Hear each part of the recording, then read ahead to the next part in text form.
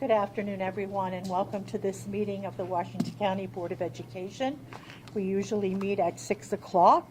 Our time is a little different today, meeting at 3:30, or we had hoped to start at 3:30. We're a little late, and I apologize for that. We changed the time of our meeting, thinking that the county's budget hearing would be this evening, and they had a change in their schedule, and we opted to keep our time the same. So that's the reason for the difference in the start time. So at this time, I'll call this meeting to order and declare a quorum.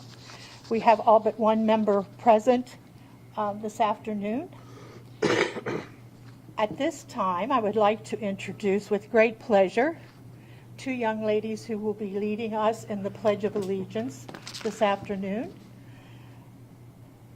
These ladies are sisters and both students at Clear Spring Elementary School. We have Kylie Collins, who is a second grade student at Clear Spring Elementary School, and Bailey Collins, who is a fourth grade student at Clear Spring Elementary School. And they will be leading us in the pledge, followed by a moment of silence. Please join us.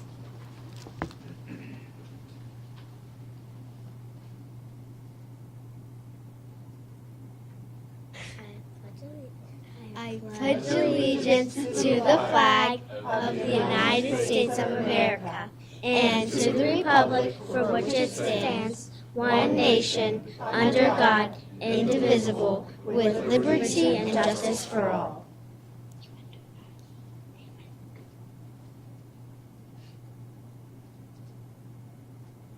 Thank you. Hello. We didn't make time. Thank you for being here this afternoon with us. Do you girls have someone here with you that you would like to introduce? Some Mom people who are accompanying and you? Miss Guess. Okay. Would you introduce them, please? Mom and Miss Guess. Your mom and Miss Guess. Guest. And who is Miss Guest? Our principal. Your principal. I see her over there on the end. Hi. So how are things at Clear Spring Elementary? Well, school's fun and it's fun. So you're having a good time and Yeah. learning lots? Yeah? Pardon? Do you have the countdown? Do you know how many days left in the school year? How many? 11. 11? That was quick. I'm impressed. I'm impressed. Are you marking it down on a board or something at home? Or Yeah. In yeah? my classroom, we have this thing where, like, each day we put, like, a dot. Oh, okay. Okay. So you have big plans for the summer?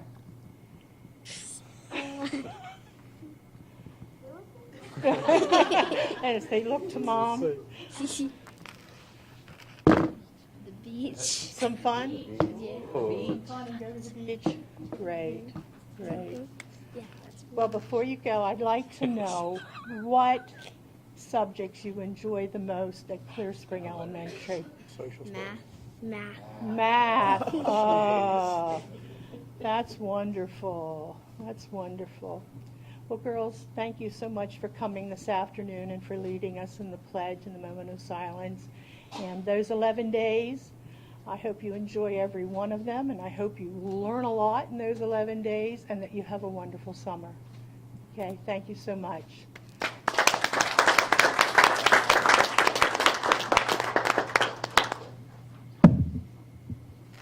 They seem to get along well. And They got look a lot to of and look to secrets. each other, which is a great thing. Yeah. Yeah. All right. At this time, we'll have approval of this afternoon's agenda. Is there a motion, please? So move. Thank you, Mr. Stauffer. Is there a second? Thank you, Dr. Zetmeyer. Any discussion of the agenda? Okay, all those in favor? All right, we have 6 affirmative votes, and the student member concurs, so we have an approved agenda. We'll move to the minutes. President Williams, I move for the approval of work session minutes dated Tuesday, April 16th, 2024. Is there a second? Thank you, Dr. Zetmeyer. Are there any additions or corrections to the work session minutes of April 16th. Okay, all those in favor of approval? Okay, we have 6 affirmative, student member concurs. Williams, I move for the approval of closed session minutes dated Tuesday, April 16th, 2024. Thank you. Is there a second? Second. Thank you, Dr. Zentmeyer. We're voting on the closed session minutes dated April 16th, 2024. All those in favor? Okay, we have 6 affirmative.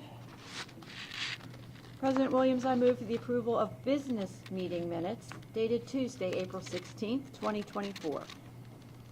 Thank you. Is there a second? Thank you, Dr. Zentmeyer. Any additions or corrections to the minutes of the business meeting of April 16th? All those in favor of approval? Okay, we have 6 affirmative and the student member concurs. President Williams, I move for the approval of work session minutes dated Tuesday, May 7th, 2024. Thank you, Mrs. Murray. Is there a second? Thank you, Dr. Zentmeyer. Are there any additions or corrections to the minutes of the work session of May 7th? All those in favor? Okay, we have 6 affirmative and the student member concurs. President Williams, I move for the approval of closed session minutes dated Tuesday, May 7th, 2024. Thank you, Mrs. Murray. Is there a second? Second. Thank you, Dr. Zentmeyer. We're voting for approval of the May 7th closed session minutes. All those in favor? Okay, we have 6 affirmative. And lastly, President Williams, I move for the approval of business meeting minutes dated Tuesday, May 7th, 2024. Thank you, Mrs. Murray. Is there a second? Thank you, Dr. Zentmeyer. Are there any additions or corrections to the business meeting minutes dated May 7th, 2024? All those in favor? All right, we have 6 affirmative, so all of our minutes have been approved. Thank you. All right, this time we'll have the superintendent's report, at least the start of it, and we'll continue after new business. Dr. Savine? Thank you, President Williams, members of the board. We have some extraordinary staff to celebrate this afternoon. First, with our Teacher of the Year finalist. Earlier today, I had the pleasure of being in Baltimore with our Washington County Teacher of the Year, who is being recognized by the State Board of Education. I'd like to ask Mrs. Joni Burkhardt, our Supervisor of Professional Learning, to introduce us to this year's honorees. President Williams, Vice President Stauffer, Dr. Sovine, and members of the board, it is an honor to celebrate our school systems educators with our 2024-25 Teacher of the Year and finalists. The educators who are joining us today were selected through a rigorous process to be candidates that would represent all Washington County Public Schools teachers. First, let's take a glimpse into each of their classrooms with this video highlighting each of the finalists.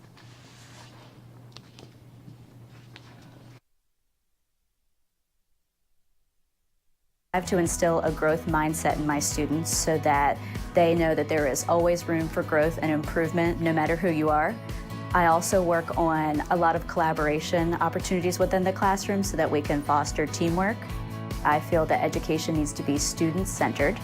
I think that I do a good job at understanding my students' unique needs and abilities while also building relationship with them and their families so that we can foster a love for learning. Now we see students not only connecting to the community, which we've always had, but now we see students who are taking that step themselves. So she's kind of built that by creating a framework and working with local businesses, working with HCC as that framework and baseline. And then all of a sudden we see students now coming to her and saying, hey, I want to work here. And that's the ultimate goal of the program, that students take that initiative, and she's helped create that framework for that to be successful. Once my students graduate and I am out in the local community and I see them working in paid positions, there is nothing more rewarding than that, seeing them put their skills that we worked on developing while they were with us to great use. When I was in 3rd grade, I had a really fantastic teacher. I remember feeling like she had confidence in me and that she knew I could learn. It was fun, it was engaging. I was able to pay attention and I didn't struggle as much. So I try to emulate that with my own students. And when I do that, I see them gain knowledge and information so much quicker. I feel like as a multilingual teacher, it's important for me to model for other teachers and for students that we show dignity towards everyone who comes through our doors. When the kids see that smiling face every day, it makes them want to come to school, it makes them feel more confident, and it helps them to know that the teachers are on their side.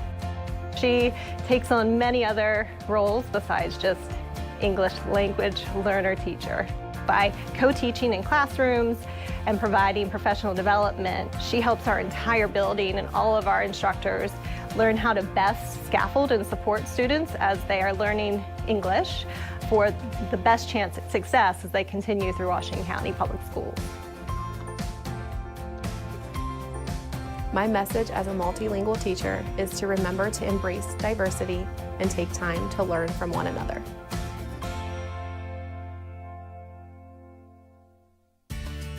My guiding value that I always repeat to myself is kids first.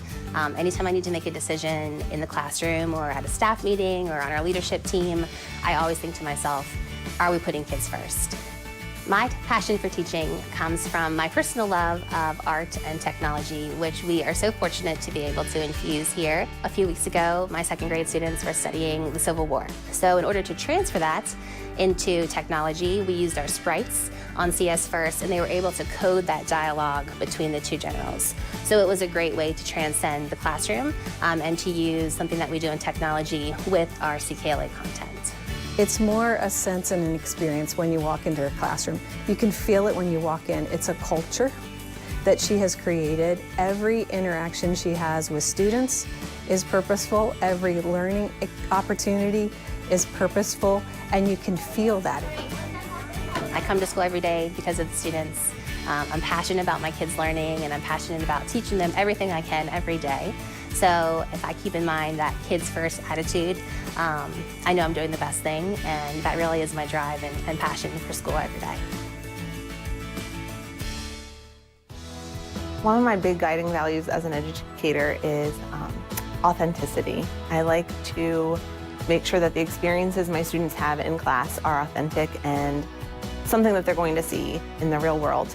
Another one of our core values in my classroom would be community. So building that community within our classroom and also reaching out to other places within the community around us and around the world. She works with every teacher, almost like a second lead teacher, coaching them, providing ways to help meet some of our diverse needs at the school.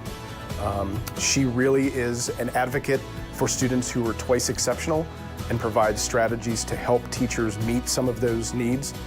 I don't know where we'd be without her. Everything she touches turns to gold. She's fabulous. As I was thinking about the message that I would want to portray when my students were watching me go through the Teacher of the Year process, I kept thinking about a conversation that happened with my first graders. And they were having a really challenging lesson, and one of my first graders said, "This is impossible." So I called them to the carpet and I wrote impossible on the board, and then I underlined the I and the M. And a couple of them said, "I'm possible?" I said, "Yes, even when things feel really impossible, there's always things that we can find within there that we can latch onto that are possible." And I think that's a metaphor for teaching. We're constantly looking for those little possibilities and building off of those in order to help our students find their best possible future. I like to make sure that my students are being treated with respect, and I kind of expect that from them as well. So I have the mentality of kind of treat others the way you want to be treated, and I make sure that my students are kind of doing that within the classroom. It makes a safe environment for my students to be able to learn and experience things in the classroom. I think we have an awesome job. We get to shape the future, and the idea that we can take that and kind of help our students then be successful, and then that passion of just wanting to help others and serve the community has kind of stayed with me my entire life. I feel like Ms. Stauffer is a great candidate for Teacher of the Year based off the fact that she's in it for all the right reasons. You know, as far as her dedication to kids, she's one of the most compassionate teachers I've ever worked with. And I feel like she really just spends her time with her students and just gets to know them on such a deep level that she really has found a way to, over 4 years, set kids up for what they're going to do after high school. And that's really the purpose of why they're here. As a Teacher of the Year finalist, I think it's really important to kind of know your students. I know that all my students have the ability to be successful, and it's my job to figure out what they're coming with to help them to succeed in the classroom. I think it's also really important to do more than just the content. Being able to develop students that can think critically and can problem solve and be able to help the community is also something that I'm super passionate about. So my guiding principles are definitely empathy, compassion, dedication, hard work, mindfulness, treating people with respect and kindness, like definitely having my kids feel that in the classroom. And what drives me as a teacher is definitely all the experiences that I've had, whether it's my family, my friends, my daughter, the soon-to-be little one here too, and most importantly, my students. We joke to say it's like a symbiotic relationship, like I give in, they give things, and it just is mutually beneficial to all of us. When I think about Stephanie Twig, she is all about students first. Any decision that she's ever going to make is to better her students. She is always looking to see how she can be better for students in her classroom so that they can achieve at their highest level. She is genuine, her heart is in the right place, and she is a teacher of character. The world is challenging around us and we're dealing with a lot of things, and our kids are dealing with a lot of things, but they deserve our best. And along with that, that means that we have to also take the time to pause, breathe, and smile and acknowledge all the things that are happening in their lives, all the things that are happening in ours. Pause, breathe through it, see what's working, see what's not working, look at what we can do to make it different, and then smile, because our kids need that sense of hope.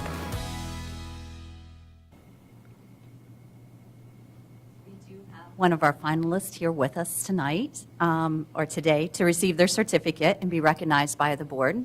Autumn Ackerman, special education teacher at the Job Development Program. Please come down and receive your certificate.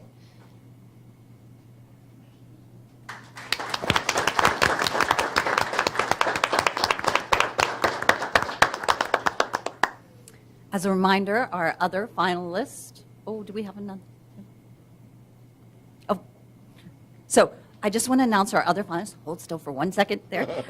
Just to build some momentum here. Our other finalists were Carly Shockey, Ashley Stottlemyre, Angie Stauffer, Stephanie Twig. And our new Washington County Public Schools Teacher of the Year is Brittany Collins, a multilingual learners teacher at Springfield Middle School. This is an exciting year for Brittany, as she was also recognized by the Maryland Teachers of English to Students of Other Languages Association. She earned their ESOL Teacher of the Year award. Congratulations to Brittany. Brittany, I'll have you come up and get your certificate right now.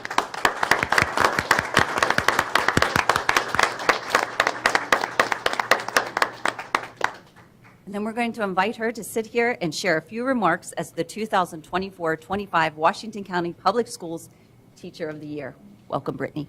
Thank you. Dr. Sovine, President Williams, and members of the board, it's such an honor to be here today and to be representing all of the amazing teachers that Washington County Public Schools has. I have been so privileged to work with so many dedicated educators who go above and beyond to meet the needs of our diverse population. From welcoming students on their first day and adapting lessons and resources to best benefit students, to collaborating with one another and supporting students who may need just a little extra, our educators in Washington County show up for students every day. That's the case not only in the classroom, but beyond the classroom. I know teachers and educational support staff that go to their students' sporting events and cheer them on. They go to concerts, and they work hard to help students find outlets outside of the classroom to be well-rounded individuals and to make connections with families to better support their success. I'm in awe at the amazing educators I have been so fortunate to work with over the years, and I want to take an opportunity to tell them all how lucky our students are to have them. Thank you so much for having me here today and for selecting me to represent Washington County.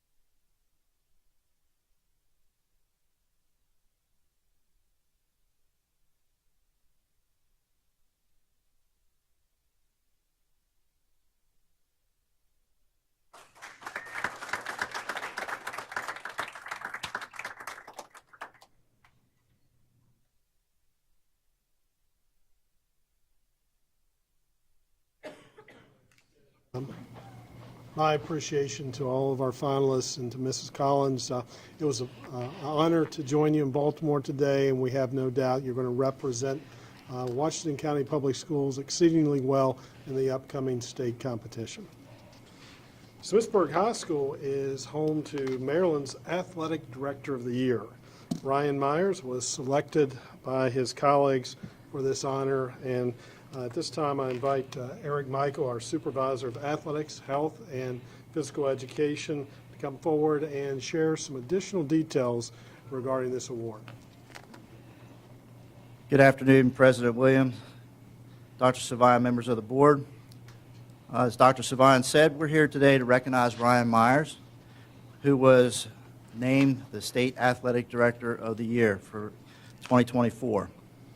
In order to qualify for this award, you have to be a District Athletic Director of the Year in one of the past 3 years. For those, a district would be, for us, Washington County West. So he was District AD last year in 2023. You had to have had a significant impact on the lives of students and use athletics achievement in order to progress the social and cultural environment of a school and community. So Ryan is a product of Washington County.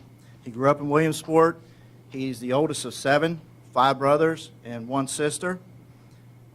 He went to Hickory Elementary, Springfield Middle, and is a graduate of Williamsport High School. And it didn't hit me till today, but I know those are formative years. He actually played soccer for Mr. Stauffer during that time, so I'm sure Mr. Stauffer had an impact in him, his life as well. It must have been somebody else. So after college, he returned to Washington County as a teacher of social studies at South Hagerstown High School, became the boys' head soccer coach, and was in that position for 6 years. He was also assistant baseball coach and was assistant softball coach. And during his time at South High, he would work under Mike Tesla, who was then the athletic director. Ryan became basically affectionately known as the unofficial assistant athletic director during his time there. And I think under this time, under Mr. Tesla, is where his passion for athletic administration came to be. Because at that point, he made the decision to go to college and get his master's degree in athletic administration.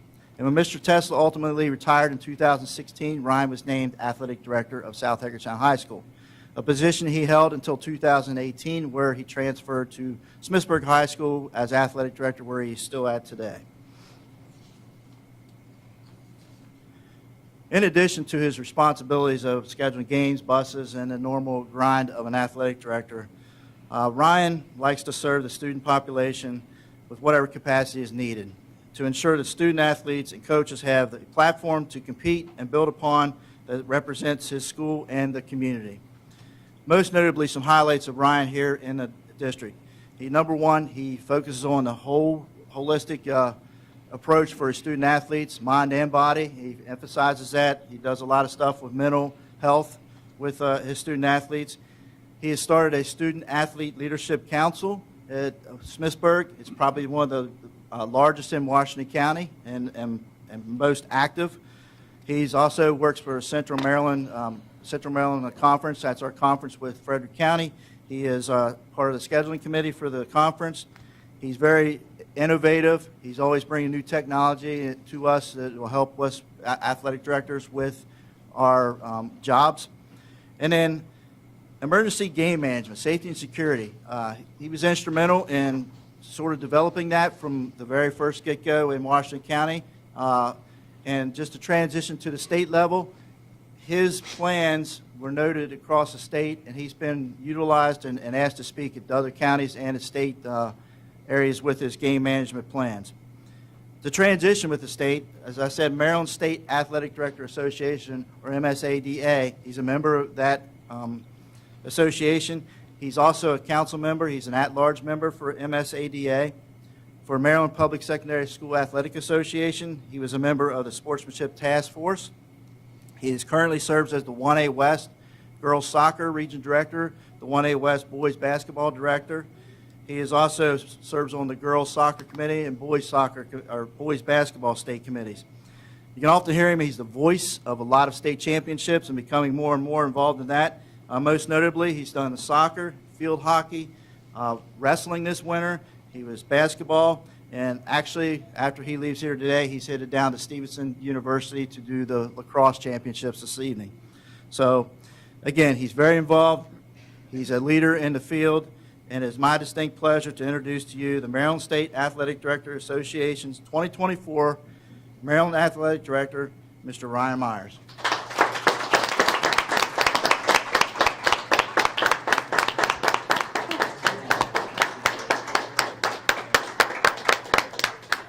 Just like to announce that with Ryan today, he has a large contingency with him. His wife, Caitlin, is here, sons Noah and Caden, daughter Eden, mom, Billy Joe Myers, mother-in-law, Tressa Nicewarner, brother-in-law, Jordan Nicewarner, sister Emily, and brother Daniel.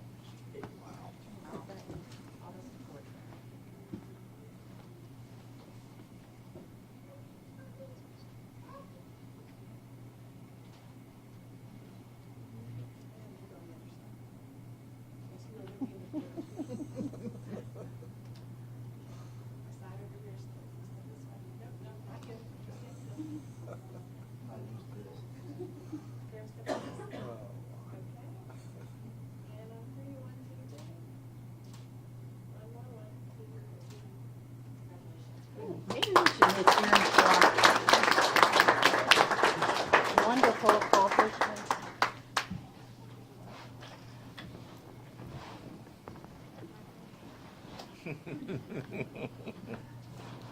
And again, I extend my congratulations to Mr. Myers. And continuing with our recognitions, WCPS as a finalist in the running for the highest award in education from the federal government, from the Office of the President.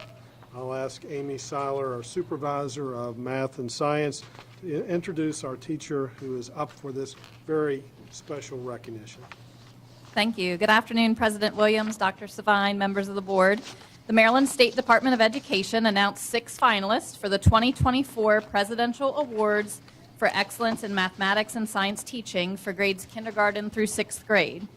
Established in 1983, these awards are the highest honors bestowed by the United States government, specifically for K-12 science, technology, engineering, mathematics, and/or computer science teaching. The award recognizes teachers that have both deep content knowledge of the subjects they teach and the ability to motivate and enable students to be successful in those areas. State finalists represent the most outstanding teachers Maryland has to offer and serve as both a model and an inspiration to students and fellow teachers. The finalists' applications will be reviewed next by the National Selection Committee, and the results of which will be announced by the White House in the future. I'm proud to share with you today that Washington County has a finalist for elementary science in the running for this very award. Mrs. Kimberly Grabenstein has been teaching for a total of 17 years, 13 of which have been with us in Washington County Public Schools. She is currently the magnet STEM teacher for grades 4 and 5 at Williamsport Elementary School. Mrs. Kimberly Grabenstein, we are pleased to honor you today as a 2024 finalist for the Presidential Awards for Excellence in Mathematics and Science Teaching. Congratulations.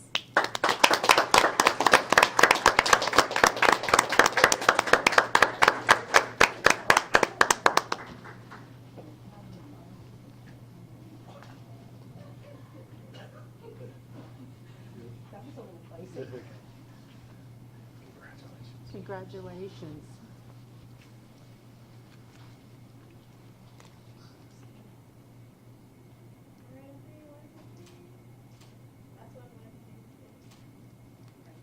Congratulations.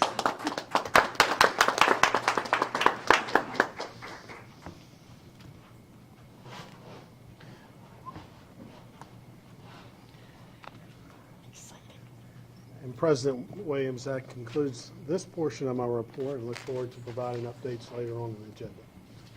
Thank you, Dr. Savine. Okay, this is the part of our meeting where we have public comment.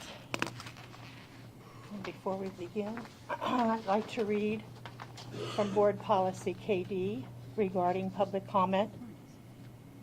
Each person wishing to address the Board of Education is encouraged but not required to sign up prior to the meeting and may address any topic concerning the Washington County Public Schools except personnel and/or student matters which clearly identify an individual or individuals.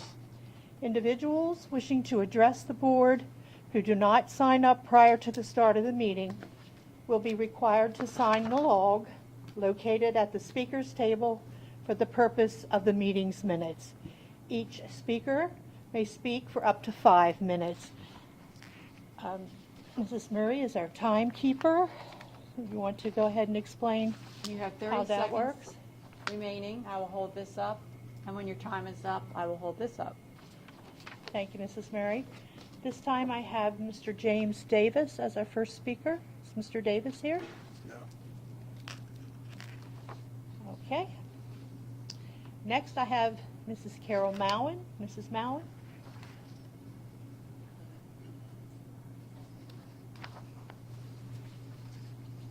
Good afternoon.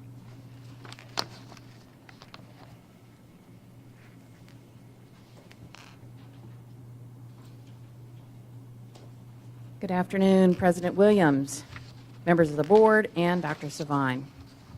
This past December, I shared comments with you about the importance of goal setting. I noted that businesses and industries of the 21st century are less concerned with grade point averages on transcripts and more concerned with what graduates can do. According to the research that I had learned about at a conference sponsored by ASCD in the fall of 2017, now that was 7 years ago, right? Students need to be critical thinkers, excellent communicators, willing collaborators, and imaginative creators. As noted by the experts there, the curricular outcomes in traditional courses remain important. However, to be productive, successful citizens of our increasingly diverse global society, students need to graduate from high school with the ability to think for themselves, to recognize their own biases, to be able to differentiate between rational arguments and emotional ones, to discern credibility and recognize logical fallacies, to read, write, listen, and speak effectively, to work well with others, and to bring habits of mind to the table to creatively solve problems. As I noted in December, to align our educational practices with these goals, our Board of Education, school administrators, community leaders, political officials, as well as parents and guardians must adopt a shared vision, one that is created through community consensus. After we adopt this vision, our educational leaders must align our school system's goals and objectives to achieve the vision by building professional capacity, focusing our curriculum and assessment in ways that ensure the identified outcomes, supporting our teachers, and committing to continuous improvement and innovation so our students are able to achieve success for themselves, their families, and their communities. I also said at the December meeting that as one of your stakeholders, WCTA stands ready to be part of the goal-setting process, collaborating to improve educational outcomes for all our students and improve the teaching and working conditions for our staff. I'm pleased today to share that through the strategic planning process that Dr. Savine and this board have undertaken, the necessary goal-setting work to adopt a shared vision through community consensus is well underway. I'm also thankful that WCTA has been invited to participate in this process in multiple ways. The consultants, as well as Dr. Savine and his staff, have been doing an outstanding job leading and managing the work, and I'm looking forward to seeing the final product.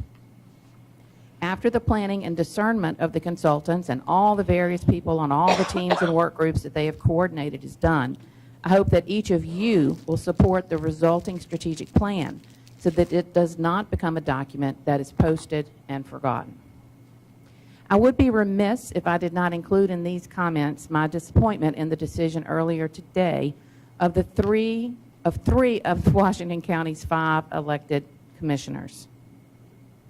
At this morning's business meeting, and for the second year in a row, on a 3-2 vote, the commissioners approved their general fund budget without providing adequate funding to the Board of Education.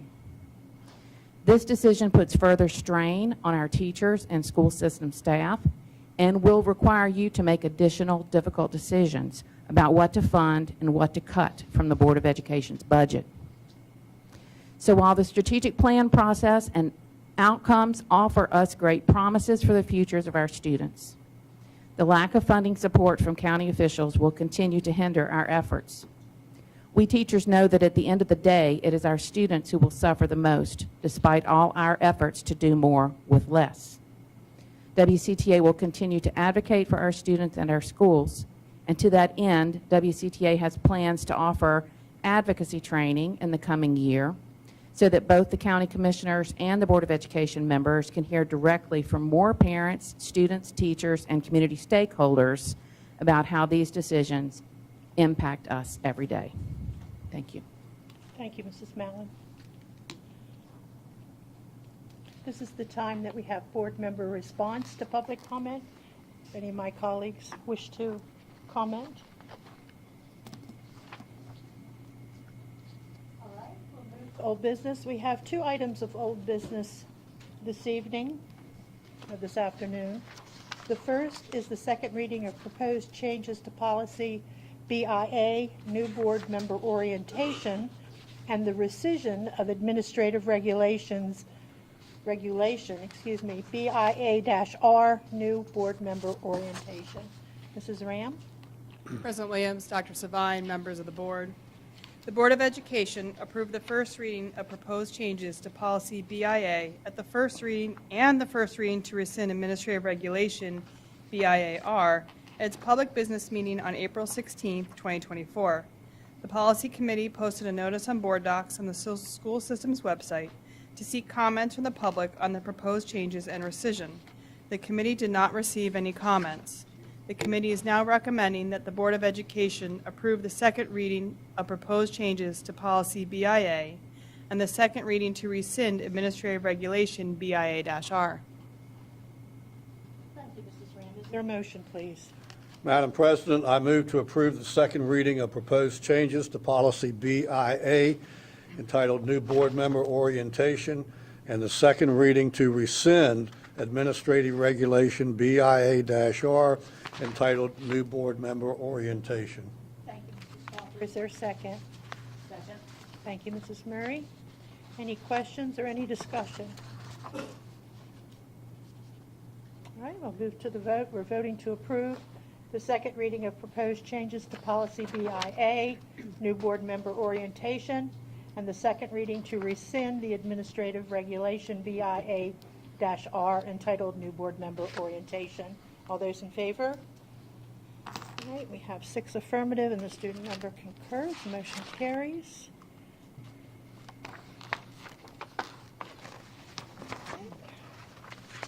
Our second action item under old business is the second reading of proposed changes to policy EC, improvements on school property. The Board of Education approved the first reading of proposed changes to policy EC at its public business meeting on April 16, 2024. The Policy Committee posted a notice on Board Docs on the school system's website following the approval to seek comments from the public on the proposed changes.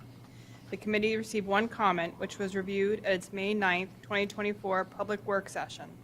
The committee agreed to incorporate the suggested change into the policy. The change is not a substantive change that requires another first reading of the policy, so the committee is recommending the Board of Education approve the second reading of proposed changes to policy EC. Thank you, Mrs. Ram. Is there a motion? Madam President, I move to approve the second reading of proposed changes to policy EC entitled Improvements on School Property. Thank you, Mr. Stauffer. Is there a second? Second. Thank you, Mrs. Murray. Any discussion, any questions? Seeing none, we'll move to the vote. We're voting to approve the second reading of proposed changes to policy EC entitled Improvements on School Property. All those in favor of approval? We have 6 affirmative and the student member concurs, so we have an approved second reading. Thank you, Mrs. Ram. Moving now to new business. Our first item of new business is the first reading of proposed changes to policy GBED, staff identification. The Policy Committee reviewed policy GBED at its public work session on April 11, 2024. The committee updated the policy to also make it applicable to Board of Education members and to ensure that a photo identification badge is visible despite one's cataracts. The committee is recommending the Board of Education approve the first reading of proposed changes to policy GBED. Thank you, Mrs. Ram. Is there a motion, please? Madam President, I move to approve the first reading of proposed changes to policy GBED entitled Staff Identification. Thank you, Mr. Stauffer. Is there a second? Second. Thank you, Mrs. Murray. Are there any additions or corrections? I feel like I missed something. You did. You did. And I got it, but I missed it. Mr. Evans, it was the word of the day from my word of the day calendar. Oh. I was challenged. Did you catch the word? I did count Okay. it, but I couldn't see it. Bingo. Okay. All right. So we have a motion and a second. Is there any discussion or any questions about this first reading? Okay, then we'll move to the vote. We're voting to approve the first reading of proposed changes to policy GBED entitled Staff Identification. And all those in favor? All right, we have 6 affirmative votes and the student member concurs, so our motion carries. Thank you, Mrs. Rand. Enjoyed the laughs. Humor is always good. All right.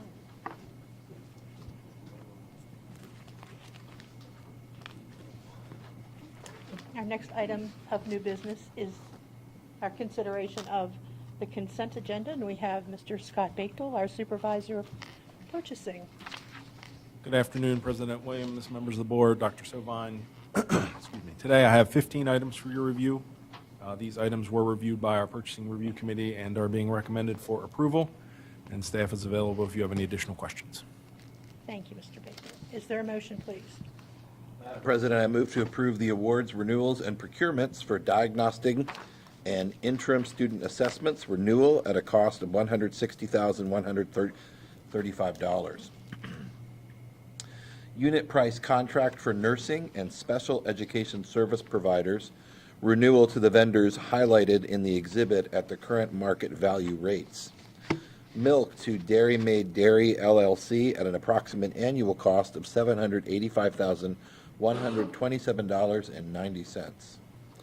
WCPS logo uniforms and apparel renewal to BJ Customs Creations and Super Shoe Stores, Inc. at the unit prices listed. Roof replacement at Williamsport High School to SGK Contracting, Inc.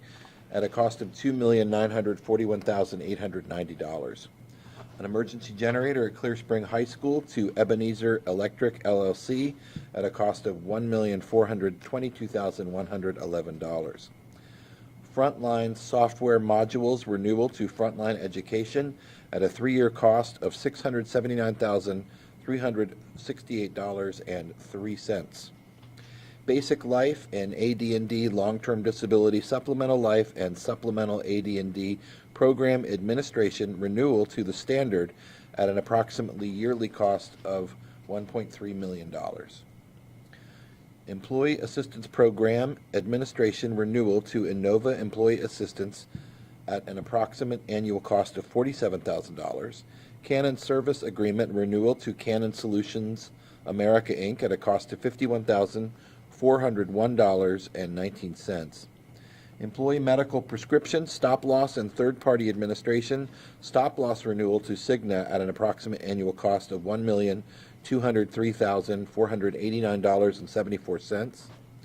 Unit price contract for fencing to Han Fence and Construction, Hurst Fencing Instruction, Inc., Long Fence Company, Inc., and Stratified, Inc. at the unit prices listed.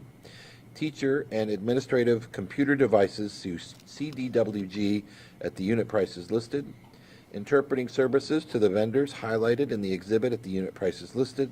And managed detection and response services to Securely Managed LLC at a total cost of $324,800. Is there a second? Second. Any questions? Any discussion? No? All that reading, Mr. Bickford, we don't No. have one question? Or? Not one. Okay. So. I can ask one if you want. You would like to ask one? Go right ahead. I actually do have a question. Okay. The uniforms, I thought staff paid for those, from the FNS at least. Is that accurate or no?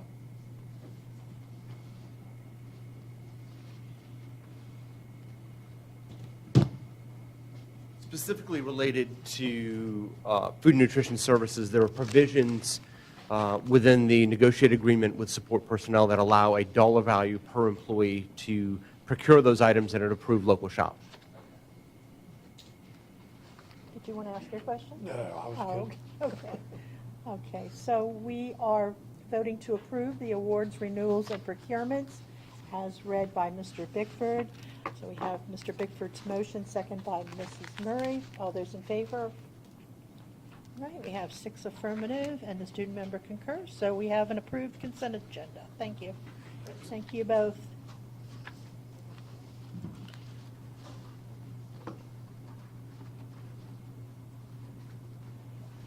Okay, continuing with new business. We have the Food and Nutrition Services fiscal year 2025 operating budget with Mr. Prue and Mr. Michael Embley, the Director of Food and Nutrition Services. No, I'm sorry. Back up one. I jumped ahead one. I'm sorry, I'm on number 4, and we should only be on number 3. Forgive me, please. We are now considering the budget adjustment for fiscal year 2024 with our Chief Operating Officer, Mr. Prue, and Eric Sisler, our Executive Director of Finance. Good afternoon. Good afternoon, Mrs. Williams, members of the board, Dr. Safine. These are category budget adjustments that have been reviewed by the Finance Committee at its meeting last week. Pending your approval today, these items are tentatively scheduled to be presented to the Board of County Commissioners for their approval at their meeting the first week of June, I believe June 4th. I think Mr. Sisler wants to run down through the adjustments with you. So these adjustments represent some higher costs associated with the HCC dual enrollment program, both for textbooks and tuition and fees, which is also an item that we have included in next year's FY25 budget. We have accounted for some expected tuition, just to bring the budget in line with the expenses that we have been incurring. We've also seen some higher costs with vehicle parts and repairs and transportation. We also needed to account for a swap of several positions we had to make a few months ago between the Title I grant and the general fund. Those adjustments are also part of the FY25 budget adjustments that were approved on the May 7th meeting as part of the FY25 budget. In addition, we are redeploying $1.5 million from capital outlay to maintenance due to the nature of the work being done for a replacement generator at Clear Spring High. And we had around $500,000 in vacancy-related savings and a few $100,000 in additional anticipated revenue that will help offset the additional expenses. If there are any questions, we can take those at this time.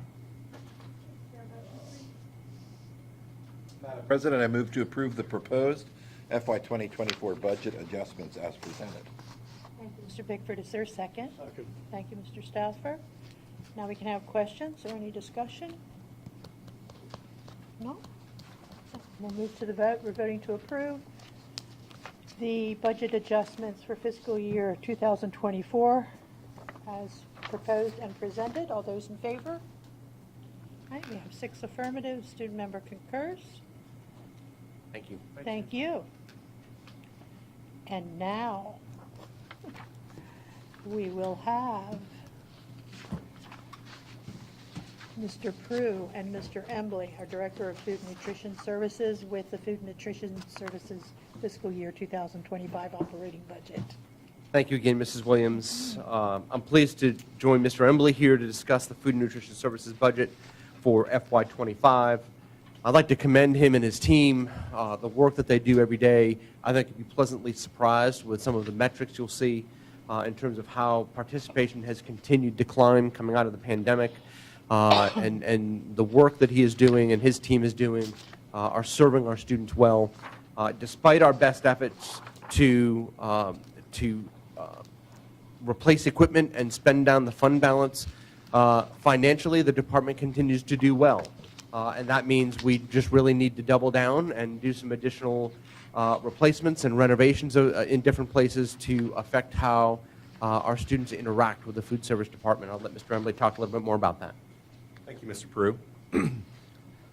So we'll start off like I do every year with a recap that we talked last year a little bit about some of the things that we were expecting for this year. And one of our goals was to increase participation. And we did that. I'm very proud of the team and the work that they're doing in the schools. We're expecting about 208,000 more breakfasts, 111,000 more lunches, and 18,500 suppers over the previous year. Our USDA commodity entitlement, as projected, went down 340,000, and that's about what we had expected it to go down. We also expected federal reimbursement rates to decrease as they had increased those rates to a pandemic level that we had not seen before, and they had told us that those would be going away, and that actually did happen. The paid rate actually took the biggest hit, which was a little bit surprising. As you remember, last year we said just prior to the board presentation, we were expecting no more supply chain assistance money. And then probably 2 days before the board meeting, we got word that we were in fact going to get more supply chain assistance money, and we had no idea how much. We got $482,774. I can tell you what we've been told is 99.999% that this money will not be reoccurring. And here we are today, and I truly feel like that was our last payment of the supply chain assistance. We continue to operate 13 community eligibility schools where all meals are free. And as expected, costs continue to increase, as you see at the grocery stores and the gas pumps and everywhere. And I will say, that the success of this department is on a huge team. But we have some folks in the office that work extremely hard on making sure that we're not sacrificing quality, but maximizing our dollars through effective purchasing. And we're very proud of that work that we're doing in the office to make sure that we can maximize the dollars that we're able to spend out in the schools. We invested, as projected, $1 million from our fund balance in new and replacement equipment. And we proposed and had a 10-cent meal increase last year, and that was the first increase we had taken in many years. So let's look a little bit about, I said participation was up, in comparison to a full year in 23, which was 33.5%. We're projecting this year's percentage is 37.8, and I'm budgeting for 39%, a slight increase for next year in breakfast. Lunch, we went from 58% to 60.1. Doesn't sound like a huge percentage increase, but you can see we're in six figures of additional meals. I was a little bit more conservative for next year in the percentage of increase because I think that we peaked significantly this year. Unless we have significant enrollment changes, there's only so much more climbing we can do. But I do feel that it's an attainable goal to get to 61% total participation. And I think as a benchmark for board members, the national average on this number on lunch participation is sub 50%. It's probably around 43 to 45% nationally. So that 60% number is really high. A la carte averages per day, we were at almost $5,000, and this year we were about $5,500. And again, when you multiply that out per day, it's significant for the department. Total revenue comparison, this one might throw you slightly, right? Because I'm telling you all these great things, but you see the decline in the revenue. That's all the supply chain assistance monies and the extra reimbursements. So this slide does not worry me. It would have been great to have those years, all that, but we knew that that's just not sustainable. And so we are budgeting for next year a $14.274 million operating budget. Of course, food costs continue to go up. Again, we are doing a great job with managing our commodity program, and for those that don't, we take their extras and allocate those in an efficient manner to continue to try to slow the food cost from continuing to escalate. The same thing with labor. We have to pay our people well. We have to staff our kitchens appropriately, and we are projecting our labor costs to go up a little over $5.4 million next year. This is an important slide that we've used for several years to show, again, for how many years we used to spend, several $100,000 in equipment investments. 10 years, we spent almost $2 million. In 3 years, we'll have spent $3.4 million reinvested back into the department. In SY25, we're projecting a $1.5 million investment. A lot of equipment in the front of the house, serving lines. We've gone through the back of the house. I think we do have several dishwashers and ovens, and those will all be replaced, and really getting us caught back up to where we should have always been. I know when I came on board, and Mr. Pruitt had already been on board for several years, you could track that we weren't even keeping up with depreciation and needed to reinvest, but we just didn't have that money. And if there was one good thing that happened for this department out of COVID, it was the supply chain assistance money that we've got to spend down. It is very difficult to spend that quickly, and the federal government has given us some grace in allowing us a several-year spend-down plan. So what does next year look like? A little bit of good news that we were concerned about, when they started decreasing our commodity allotments, which again, that program is to support farmers. We were concerned that that may have been something that would continue, and the word we received from the national conference is that the USDA commodity entitlements will increase. They're also based on the prior year's meal counts. So the more meals we serve, the better our allotment of USDA commodities will be. Again, as I already stated, supply chain assistance support no longer available. I'd love for that to continue, but we just do not see that's happening. We do anticipate adding to our community eligibility list. We have had several discussions, and within the next few weeks, we will be formally announcing the potential addition of several schools to our community eligibility. We will not be taking any schools out of that program. As we all continue to monitor and look at projections, the cost will continue to increase. We're going to continue to manage that. I think the department has done a great job at, again, continuing to manage the small things that add up to big things so that we aren't here asking for money. The question we get asked a lot also is fund balance. Do we have a fund balance? Yes. We have the maximum allotment in our fund balance that we're allowed to carry. It's 3 months operating expenses. That's where that surplus is that we have to continue to spend down. So the money that we're projected to lose is the surplus in the fund balance to get us down to that maximum allocation that we're allowed to keep. We are proposing another 10-cent increase this year to maintain so that we don't have to come back in 2 or 3 years and ask for a large increase. We want to try to maintain those small increases at a time. So here is the current pricing from our partners across the state. As you can see, we are well in line with everyone else. And then this would be the proposed with the 10-cent increase added to that.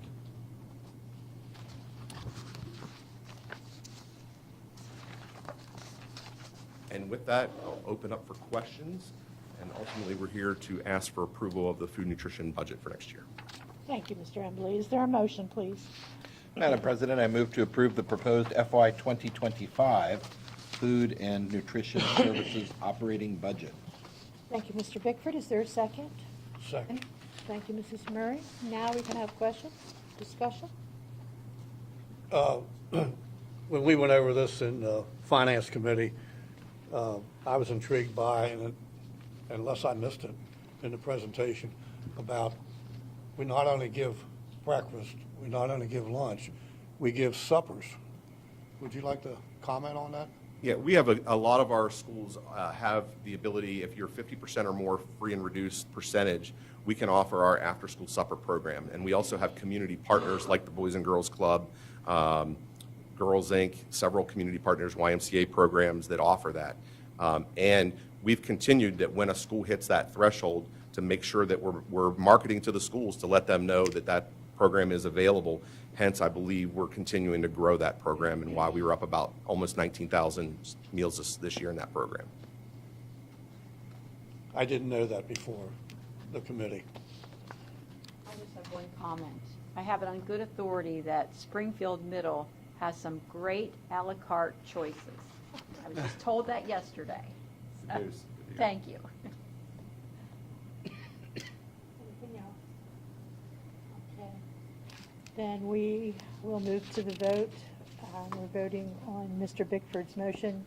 Mrs. Murray's second to approve the proposed fiscal year 2025 food nutrition services operating budget. All those in favor of approval? Okay, we have 6 affirmative, and the student member concurs. Thank you. Thank you. Thank you.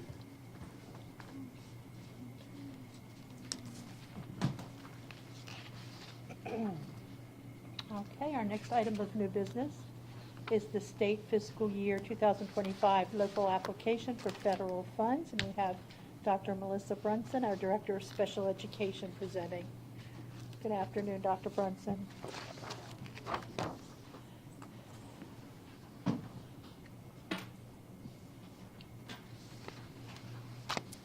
Can you all hear me? Wonderful.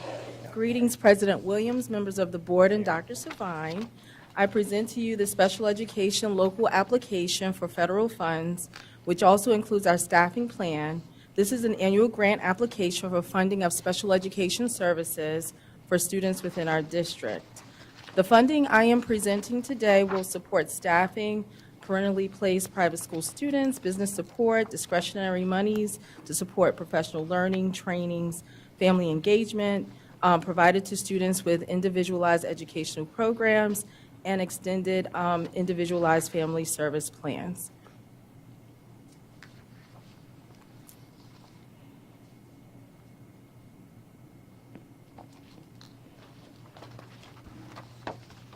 In the first slide, you'll notice that it's been identified that we've had an increase of students.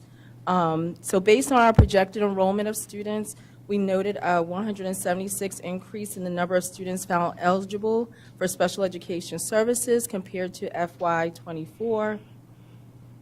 And as a result of that increase of those students found eligible, plus we were given a 10% increase in addition, we received an additional $602,977 in funding when we compare to what we received back in FY24 or this year. So this increase in funding that I'm presenting today is for the FY25 LAF.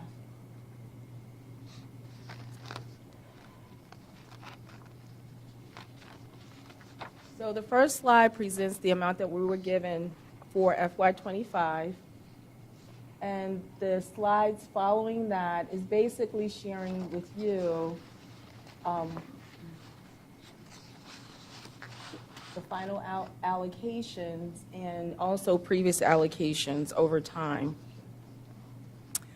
Are there any questions? Do we have a motion? President Williams, I move to approve the state FY 2025 local application for federal funds. Thank you, Mrs. Murray. Is there a second? Second. Okay, thank you, Mr. Stauffer. Questions, comments?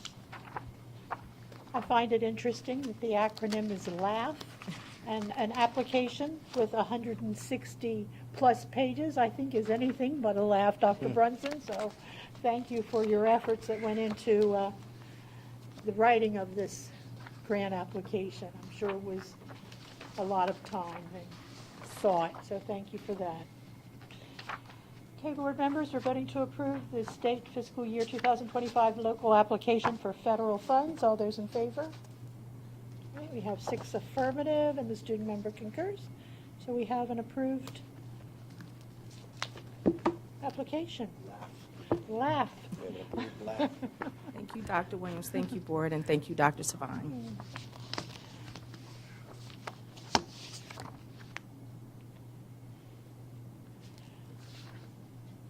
Okay. Our next item of new business is consideration of the operation of public schools during a prolonged state of emergency. And we have Dr. Webster, our Associate Superintendent for Administration and Leadership, and Dr. Gary Willow, our Associate Superintendent for Curriculum and Instruction, presenting. Thank you. Good afternoon, President Williams, members of the board, Dr. Savine. This afternoon, Dr. Willow and I are here to seek your approval of our district's virtual learning plan, which would be used during a prolonged state of emergency. To provide some context on the development of the plan, Maryland Senate Bill 610 requires that on or before June 1st, each county board of education must adopt a virtual plan for use during a prolonged state of emergency, which is defined by a closure by the governor for 14 days or more. Our staff has created a virtual education plan using the MSDE rubric to ensure we have all the required components. The process laid out by the Senate bill requires that our board certify the plan and send this forward to the State Board of Education for approval. And the plan consists of the components that you see on the screen, which are those that are required by the MSDE rubric. And at this time, we're happy to take any questions that you may have and also seek your approval of our virtual learning plan. Thank you, Dr. Webster. Is there a motion, please? President Williams, I move to approve the district's prolonged state of emergency virtual education plan. Thank you, Mrs. Murray. Is there a second? Second. Thank you, Mr. Stauffer. Questions? Comments? Was this law just passed this year, or was it last year? It was recently in the fall. Last year? Last fall? Last year? Last spring. A year ago. Okay, so it was the last session then? Yes. Not this year? Because I wondered about the deadline. I thought if it just passed this year. No, you're correct, last session. Yeah, okay. Any other questions? Okay, then we're voting to approve the district's prolonged state of emergency virtual education plan. Does it have an acronym, Dr. Wood? No, nothing short. Follow the plan we hope to never use. Thank you. That's actually the name we call it. All right, all those in favor of approval? All right, we have 6 affirmative and the student member concurs. Thank you both. Thank you.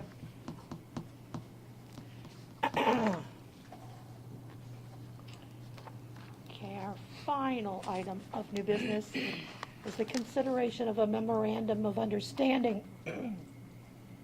excuse me, between the Washington County Board of Education and the Washington County Teachers Association. And we have Mrs. Terry Baker, our Executive Director of Human Resources, and Mrs. Carol Mowen, our WCTA President, presenting.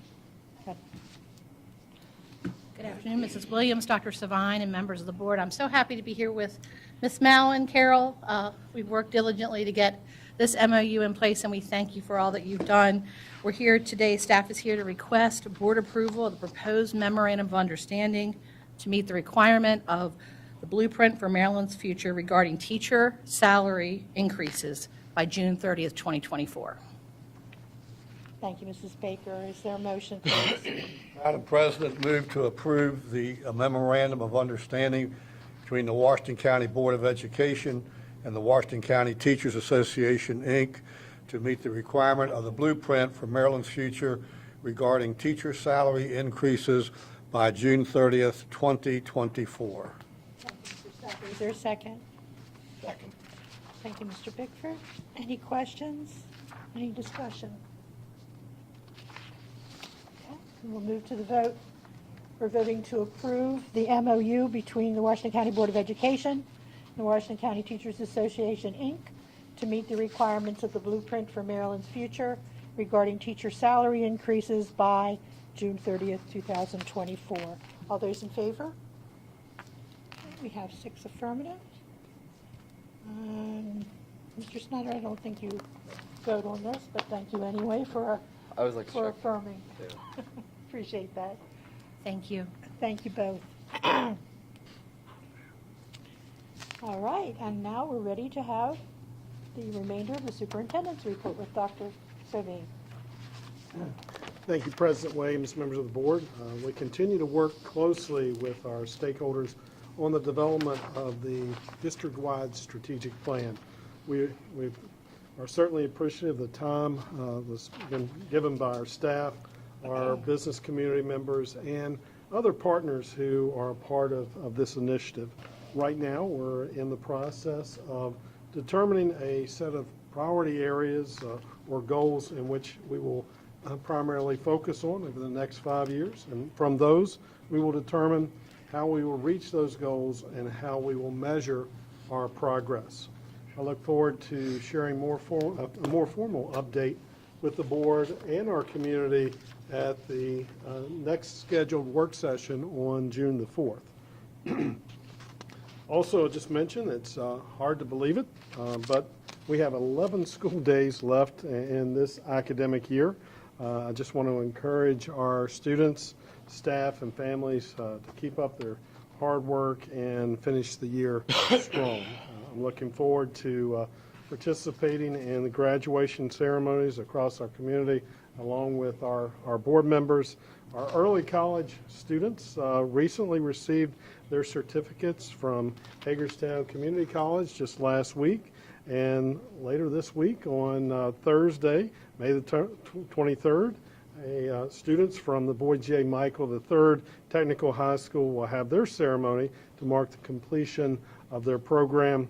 And then following Memorial Day weekend, we will resume with all of our high school commencement ceremonies on Tuesday the 28th. I want to thank board members for their level of engagement along with staff, as we will be out to all of our high schools to cover those events. I will be at North Hagerstown High School this year to celebrate the class of 2024. One final reminder, we're going into a 3-day weekend for the Memorial Day holiday.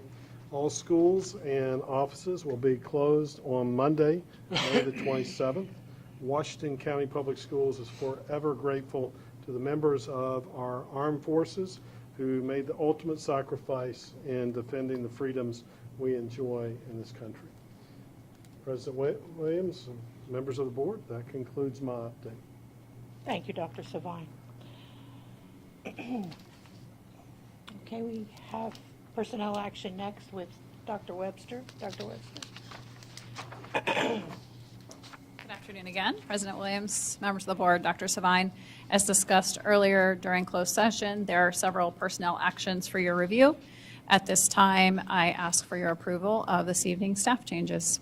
Thank you, Dr. Webster. Is there a motion, please? President Williams, I move to approve the personnel actions dated Tuesday, May 21st, 2024, as presented in closed session. Thank you, Mrs. Murray. Is there a second? Second. Thank you, Mr. Stauffer. Okay, we'll move to the vote. We're voting to approve the personnel actions dated today, Tuesday, May 21st, 2024, as they were presented in closed session. All those in favor? Mr. Stauffer, are you voting? Yeah, I had All right, I'm sorry. We have 4 affirmative. Those opposed? 1. And 1 abstention? No, Yep. raise my hand. Oh, 4. There's five affirmative and one opposed. See either your hand nor Mr. Stauffer's for the affirmative. It must have been a quick up and down before Oh, as I soon turned as you my turn head. your head, I know I can put it down. All right, so we have 5 affirmative and 1 in opposition, correct? Yes. Thank you. And the motion carries, so we have approved personnel actions. Thank you. Thank you. Thank you, Dr. Webster. Okay, at this time we'll have reports to the board, and we'll have our committee reports. Dr. Zentmeyer, would you like to begin down there, please? I was going to call you Dr. April. That'll work. That'll work. Dr. April Zentmeyer. I met at DAB on May 15th, and Dr. Henson gave us an in-depth look at her 386 best students who belong, which was kind of cool. They also excel to surpass all county averages in every county, every category from math to English.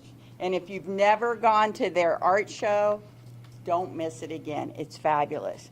There's a lot to celebrate at DAB, including their student safety committee, parental involvement, dedicated staff, and their administration. Thanks, Stacy Henson. And if that wasn't enough, our career tech supervisor, Adam Perry, gave us more reasons to celebrate.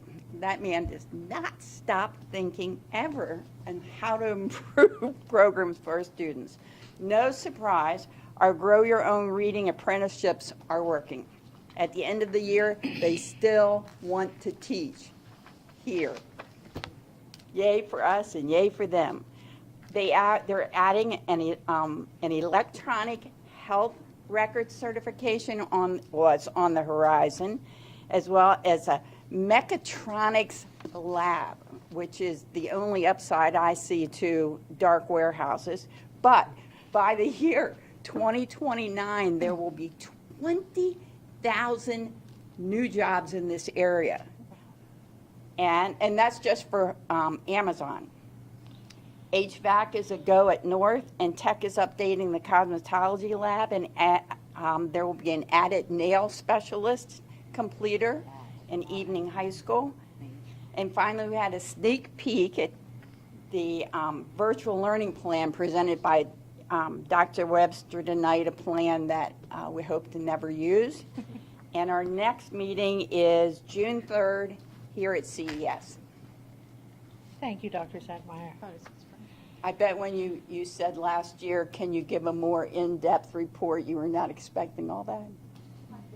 Lovely. I appreciate hearing all of it.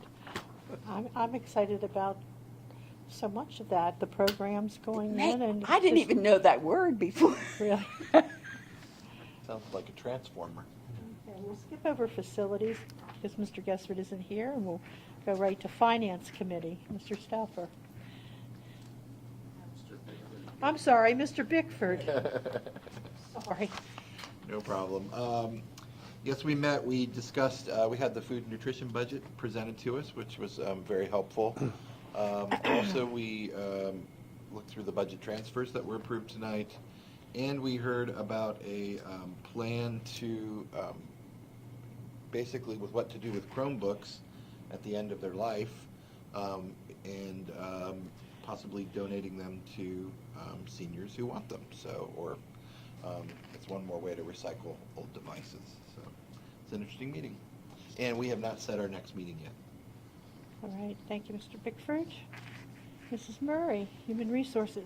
Yes, the Human Resources Committee met on Tuesday, May 14th. Lindsay Darr explained how the state changed the law for teacher certification. It will go from a certificate to a license. There won't be any transcript analysis or a credit count to get to certification. Teachers will not have to have their master's degree within 5 years. However, teachers with a master's degree do make more in salary. HR will be working with all teachers when it's time for their renewal.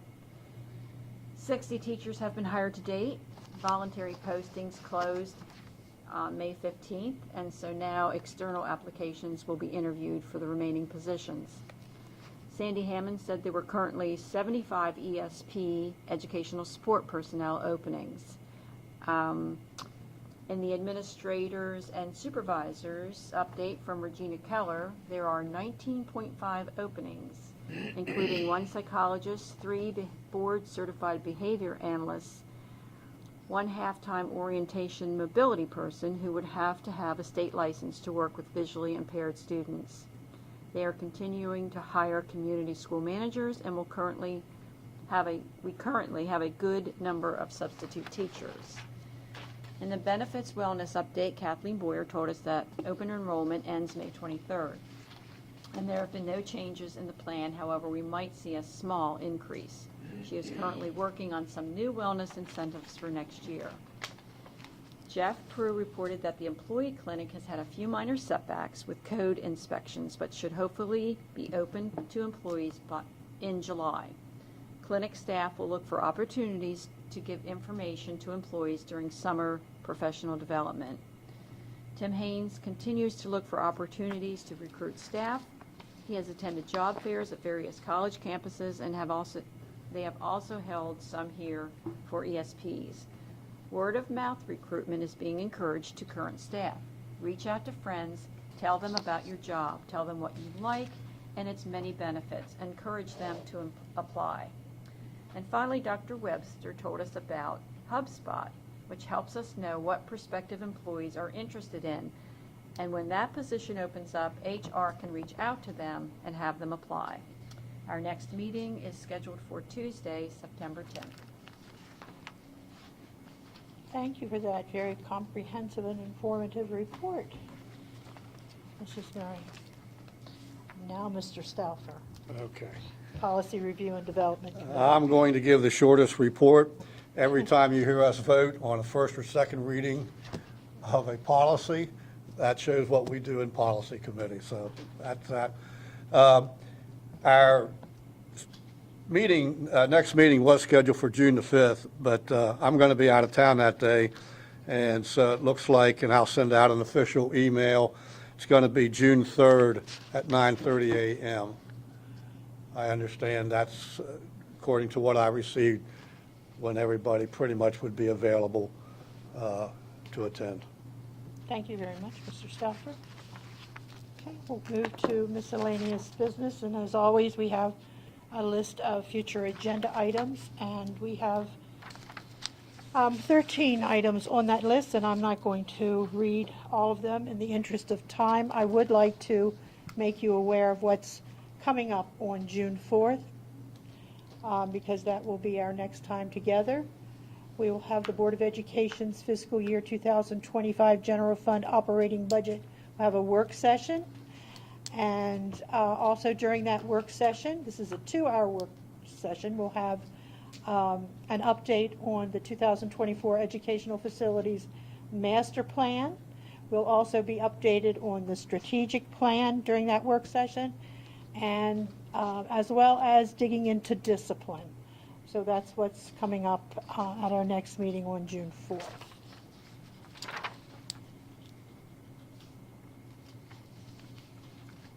That brings us to board member comments. Mr. Snyder, would you like to begin down there, please? This weekend on Saturday, myself and 6 other WCBS students attended the May Maryland Association of Student Councils Executive Board meeting, where 3 students continued their involvement and were reappointed to the Executive Board meeting from the previous year into this year. And 1 student, Sharada Bista, who we recognized about a month ago, was officially sworn in as president of the Maryland Association of Student Councils for the 2024-25 school year, which was really exciting. It was sad to end my term and to see a lot of those people for the last time, but it was a very bright occasion, and a lot of bright things are going to happen for next year. Testing season is coming to a close this week. AP makeup exams are ending this week. What else is there? What other exams are there? Standard exams are done, I think, for the most part. MISA should be done this week. So really just take these last few days of school year and enjoy it, and I hope everyone has a fantastic summer. Thank you. Mrs. Murphy. I received the most wonderful letter, and I'm going to read it to you. It's short. Mrs. Murray, thank you again for taking time from your busy day to read to my class. They loved you. Sorry for such few notes. You were unknowingly competing with Washington County Free Library's own Mr. Jeff Ridgway. Oh. Who could compete with that? Thank you for your board member service. I always appreciate you, Joanna Hoke, from Greenbrier Elementary. And here are some wonderful letters thanking me for reading. This one's from Addison. They all have great pictures. This one's from Caitlin, and this one is from Miles. So thank you, students. I always enjoy coming to classrooms and reading to students. It's wonderful. I attended the employee retirement dinner with Dr. Savine, Dr. Zentenmeyer, President Williams, Vice President Stauffer, and our wonderful Master of Ceremonies, Mr. Bickford. It was so nice to be able to honor everyone for their years of dedicated service. And lastly, thank you to all staff. Enjoy your well-deserved summer break. Mr. Bickford. Adding on about the retirement dinner, one person had 50 years. Yeah. Yes, 50 years. A lot of 40s too this time. So. Besides the retirement dinner, I also attended the Clear Spring Band and Orchestra concert, which was really fantastic. They've got some very talented musicians, and it was a lot of fun to hear about how well they scored in some recent competitions. And then at the end, they rocked out in their Hawaiian shirt like I did at the retirement dinner. So I think we need to start wearing Hawaiian shirts to more events. And I'm looking forward to next week. I think we all probably are, of graduation and getting to attend graduation. I'll be at South High. Thank you, Mr. Bickford. Dr. Zetmeyer? First and foremost, being able to be part of the early college degree program, seeing kids from every single high school in Washington County achieve that milestone was fabulous, just fabulous. Tomorrow is the Fire and Rescue Academy graduation, and Thursday, Peter and I will be at this magnet competition with Kimberly, who we recognize tonight for the STEM program. And now for my story. UCLA coach John Wooden won on the court and off. His pyramid of success identified a roadmap to individual and team success, much like the legacy he built in basketball. I know that this is not news to Mr. Stauffer. His 884 win, 162 loss record was impressive. He won 38 consecutive NCAA tournaments and had 4 perfect 30-zip seasons. He was also an English teacher, just saying. Before teaching basketball skills to his players, he sat them down and taught them how to put on their socks and their shoes properly. Pretty basic stuff, right? For us, that pretty basic shoes and socks stuff is teaching our kids to stand for the pledge to the flag, which is a Maryland state law, dressing appropriately for school, expressing civility to one another, and learning how to be on time and love learning, not for the grade, not to compete for a title, or even to earn a scholarship. So those are great, great goals. But for the sheer joy of learning, broadening horizons, deepening thoughts, moving forward to accomplish what they were created for. Pretty basic stuff, right? But oh, how valuable. Thank you, President Williams. Thank you, Dr. Zentmeyer. Mr. Evans? Yeah, this is a exciting time of the year, so obviously congratulations to Graham and the rest of the seniors. There will be plenty of time to have fun and do the parties. Just please do so safely and go out and kill it next fall. Not just you, everyone do it safely. Vice President Stauffer?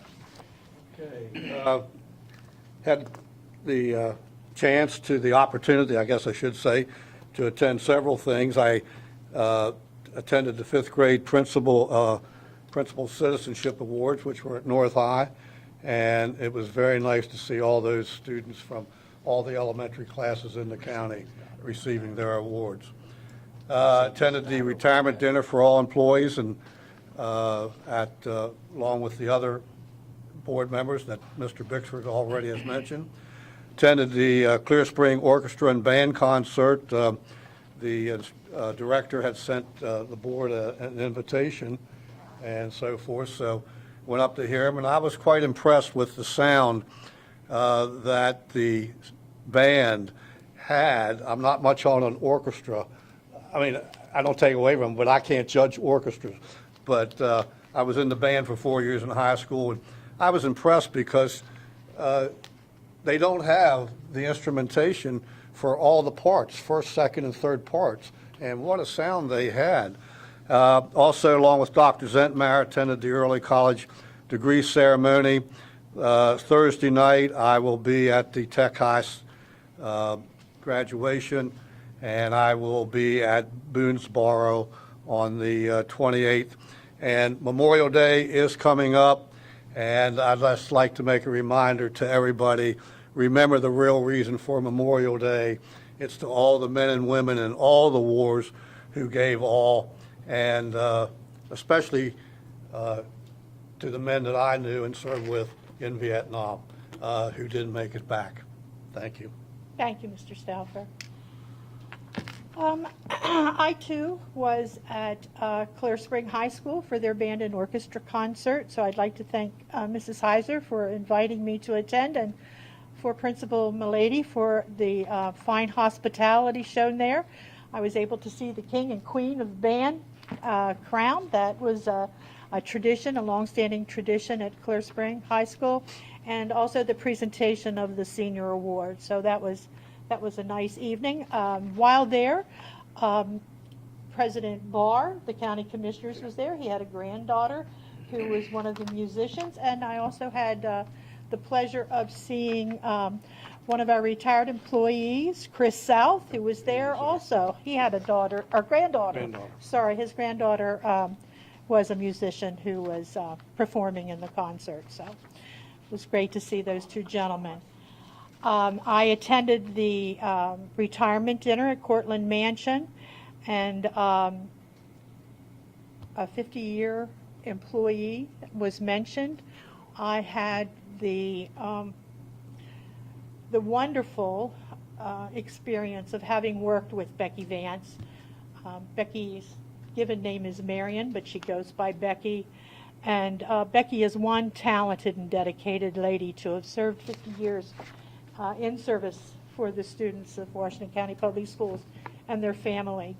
I had the privilege of working with Becky at several schools, but I think I did my finest and most creative collaboration with her on programs at Hancock Elementary for the benefit of students and their parents. So I wish all the retirees all the best in their retirement.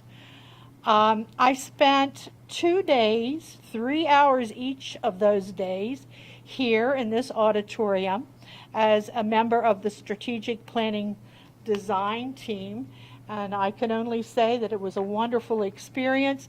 It was high energy, high engagement. I had the opportunity to participate in a SWOT, not an SWAT, but an SWOT, which is an acronym for strengths, weaknesses, opportunities, and threats. And that was just a wonderful experience. So I'm looking forward to our work session on June 7th, where we get more information about the strategic plan. And I know, colleagues, that you will be thrilled with what is being brought forth to us.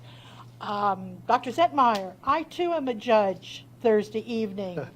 So I'm looking forward to being at Williamsport Elementary to judge the capstone presentation of the 4th and 5th grade STEM magnet students. So that'll be an exciting time. I haven't judged a competition in a while, so I'm looking forward to that. Mrs. Murray? One more thing that I forgot. Absolutely. I want to congratulate Springfield Middle School's band. They went to the state competition, and they did very well. They got a superior rating, and then they got an excellent rating. But they had 2 out of 3 superiors, but because the one judge said excellent, then, but they did very, very well. So congratulations, Springfield Middle School. Thank you. All right, I have one final thing to do, and that is the presentation of a beautiful plaque to our student member, Graham Snyder. Graham, in recognition of your outstanding service as student member of the Washington County School Board, July 2023 through June 2024, I'd like to present this to you from the Washington County Board of Education. And thank you for being such a wonderful, dedicated attender of committee meetings and board meetings. Thank you for the outstanding work you've done. Wish you all the best.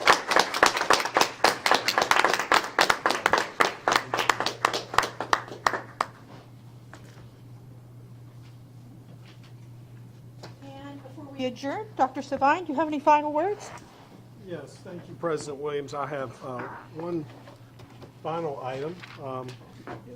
Last night, Dr. Willow and I had the privilege of attending the International Baccalaureate Sash Night at North High School. It's always a special event because this is student-led. I just want to add to the accolades of our student member of the board, Mr. Graham Snyder. Mr. Steiner was an active participant in this student-led event, and I believe walked home with one of the highest honors of the evening, so I want to publicly extend my appreciation, recognition to Mr. Steiner. Job well done. Congratulations. I have one other thing. I say this not because Linda Murray and I are members of the Williamsport Lions Club, but I just want to put a plug in for all the members of the Lions Club who provided, the $1,200, was it? For the bus. Springfield band to go. They paid for the buses. Yeah, they So did. They were I very just want to put a plug in for the club because that's what we do as Lions. We try to help people. And just to you, Graham, we're presenting this to you tonight, but you still have some meetings to attend, I know. okay? All right, we're not saying adios just yet, all right? We look forward to seeing you at our next Where are you going, gathering. Graham? To college? University of Maryland, College Park. I knew that. Yep. Thank you. By way of Paris, by the way. Okay, if there's nothing further, anyone else have anything Little John. for the good of the order? Okay, then we are adjourned. Thank you all.